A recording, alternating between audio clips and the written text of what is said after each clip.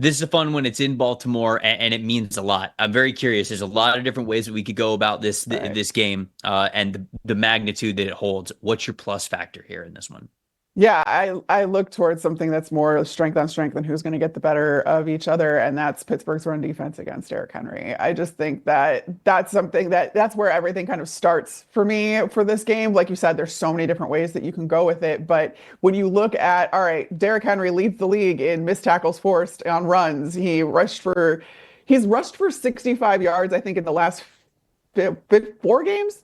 No. 65 yards and a touchdown in the last 4 games. He's rushed for 65 or more yards in the last 14 games. So he's going for 15.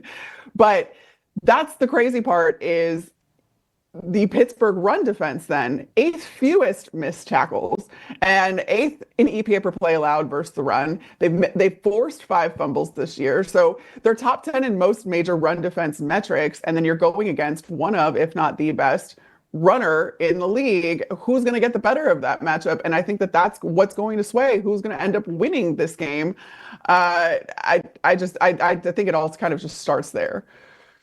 I agree with you completely. I mean, this to me has to be what you talk about the most in this game, especially because, yeah, I mean, well, when these teams faced off earlier this season, and it was week 11, Henry had 65 rushing yards, and last week Henry had 67 rushing yards. So you go back, okay, well, common opponent with them playing earlier in the season, not the biggest production game from Henry. Even last week, if you want to go, okay, what have you done for me lately? Just 67 rushing yards. Now, Lamar was doing his thing. So, I mean, you were going to let him go off. Obviously, he was unbelievable last week, but Steelers run defense against the Eagles last week. 20 attempts, 66 yards for Saquon Barkley, 67.8 rushing grade. So they were able to hold Saquon Barkley pretty well. And I was pretty impressed, actually, by the Philadelphia Eagles and how they were able to pivot away from their main strategy of deep shots and Saquon Barkley. It's a much different game plan, and they were able to actually play it pretty well. And so I have more faith in the Eagles moving forward. But hey,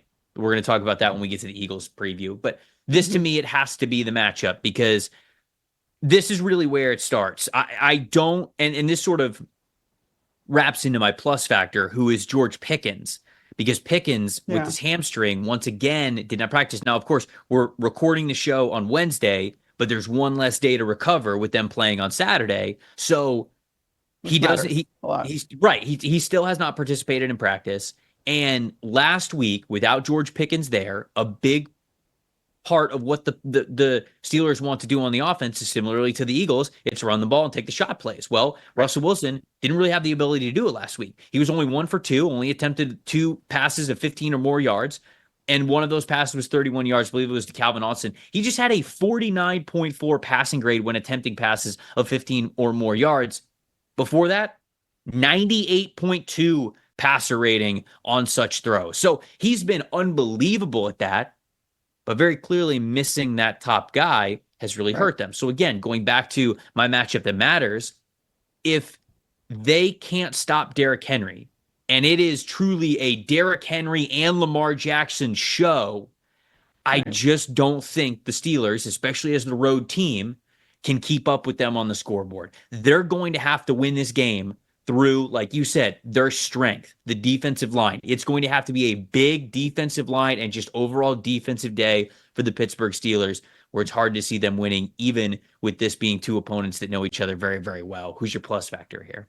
Yeah, well, I was either going to go George Pickens or then Russell Wilson himself, because you look at this last game and the fact that he's throwing shorter passes and those higher probability throws, because his overall stats are still very good when you talk about passer rating over 90, not throwing interceptions, kind of taking care of the football, again, playing pretty conservatively, though, because of the fact that if you don't have George Pickens down the field, he's taking all of that short and intermediate kind of space of the field.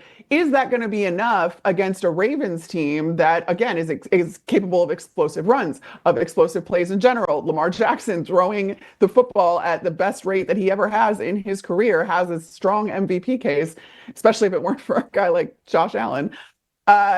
Is that going to be enough if you don't have George Pickens? And can Russell Wilson kind of manufacture more production if he doesn't have him in the lineup? So that's my. But again, we don't know if George Pickens is going to end up playing. Right. We hope that he does.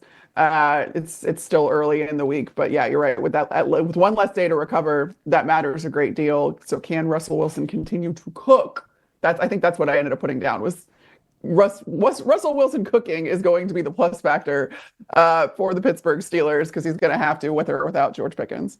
I think a sneaky matchup in this one that is worth noting is Joey Porter Jr. versus Rashad Bateman as well as sort of like a bonus because of how well Bateman played last week with the 2 touchdowns. Now he had 80 yards and it was only on 3 catches, so it's not like he had 50 targets, 13 catches. It's nothing like that. He had the explosive plays in the offense, but it's also what the Ravens have sort of been missing, right? That's what they were hoping to get a little bit more of with Deontay Johnson, and obviously that didn't work out. But Rashad Bateman is able to step up in that role certainly last week. And Joey Porter Jr. over the last month, or I should say 3-4 weeks ago, those are tough matchups. Like week